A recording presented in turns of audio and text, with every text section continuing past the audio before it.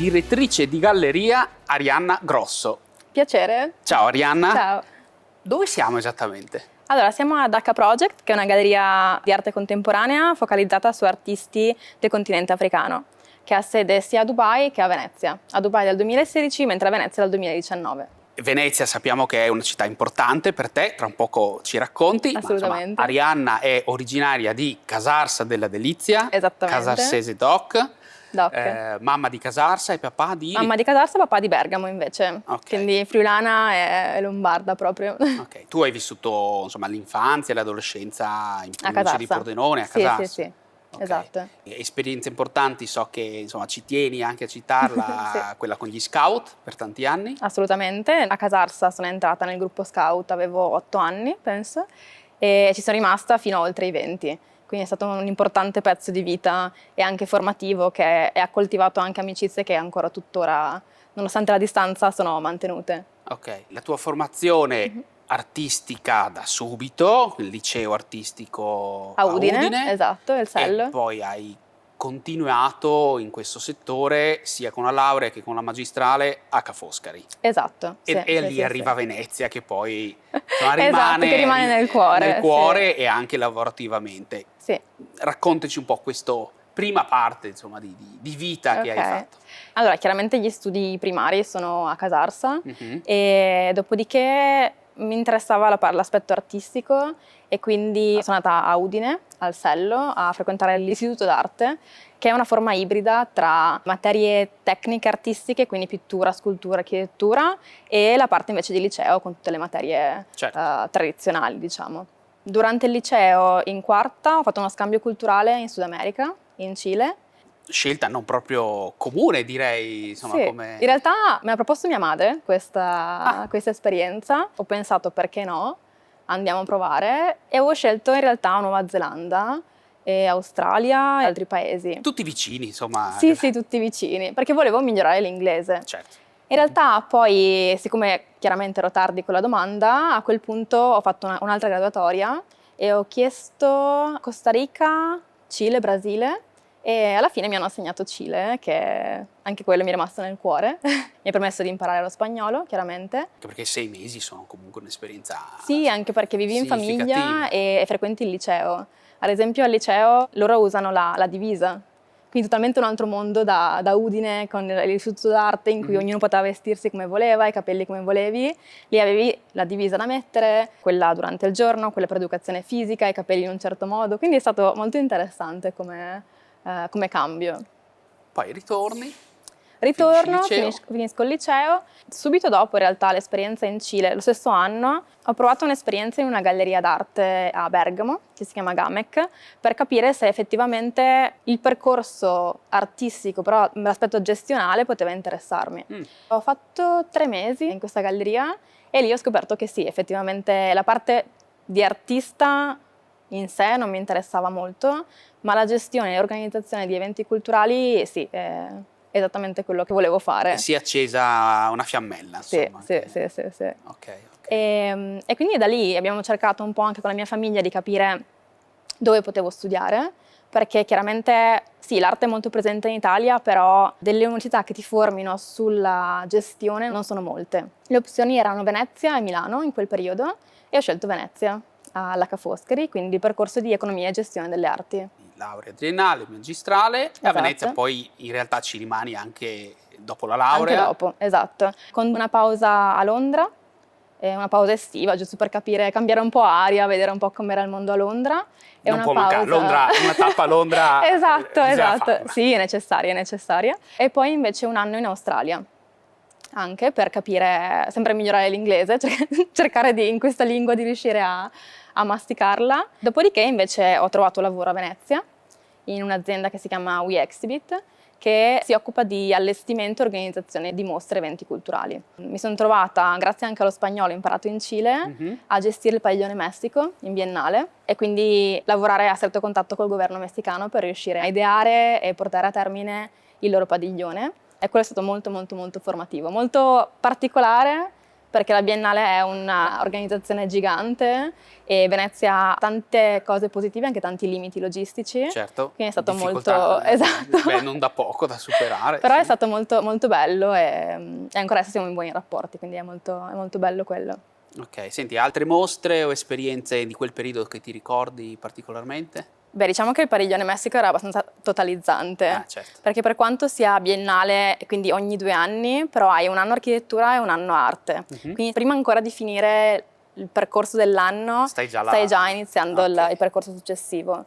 Dicevamo, siamo invece oggi a Dubai, siamo in H Project. Come ci arriva Arianna a Dubai? È stata, diciamo, una scelta quella di, in ogni caso, spostarsi? È stata un'occasione? In realtà è stata un'occasione ed è anche molto divertente la storia.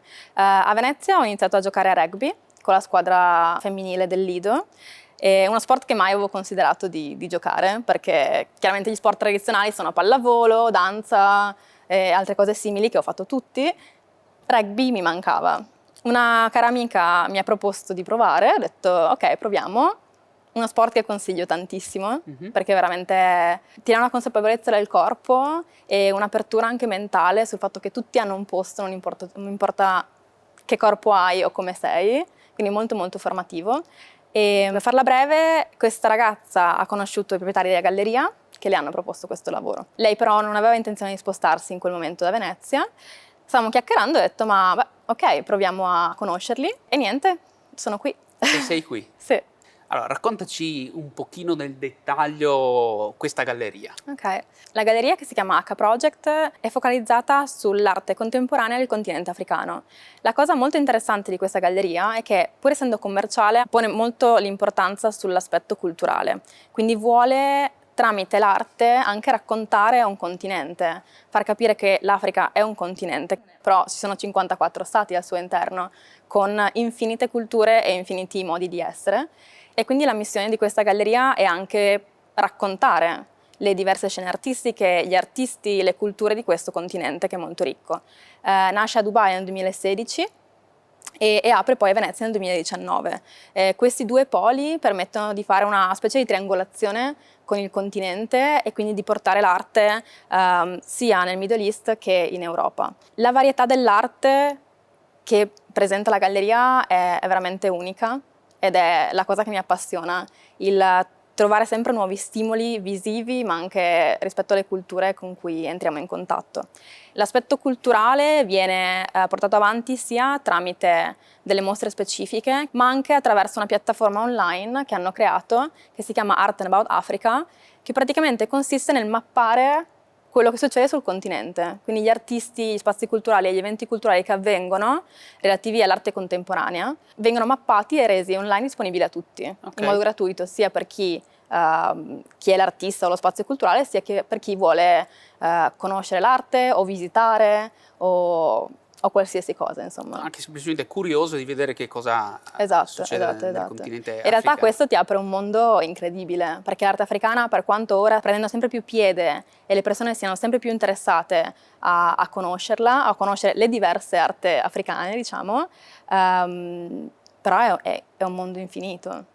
Senti, Arianna, mi sembra di poter dire che la curiosità sia per te un elemento fondamentale, che fa proprio parte forse della tua persona e personalità da sempre. Come fai a non essere curioso del mondo? Nel senso, è vasto e le persone sono infinite e le cose da scoprire anche, quindi sì. Ok, e come si trova Arianna fuori dalla galleria a Dubai? Bene.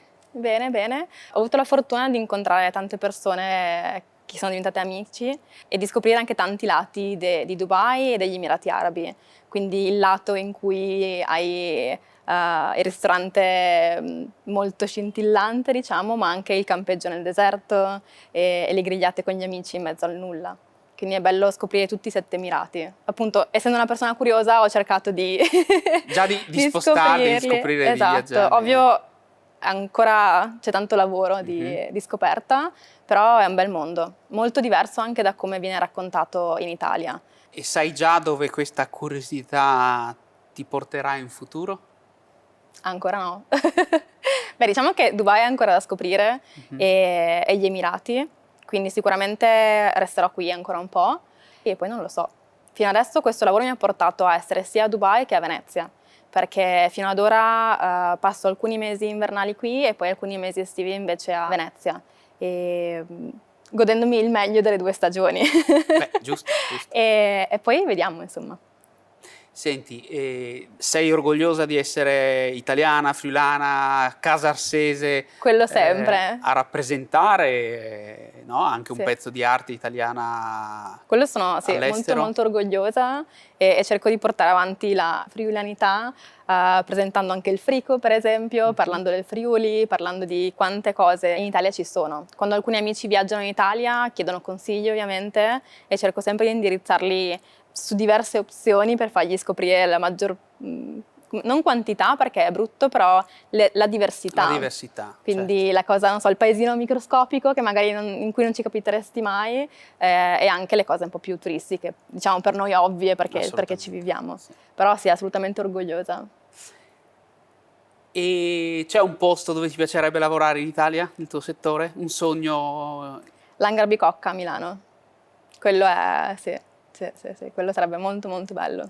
Quindi insomma, in realtà, ecco, lavorare nell'arte in Italia è una cosa che ti piacerebbe continuare a fare. Insomma. Sì, certo. Dopo l'esperienza di Venezia, in realtà non cercavo un modo di scappare dall'Italia.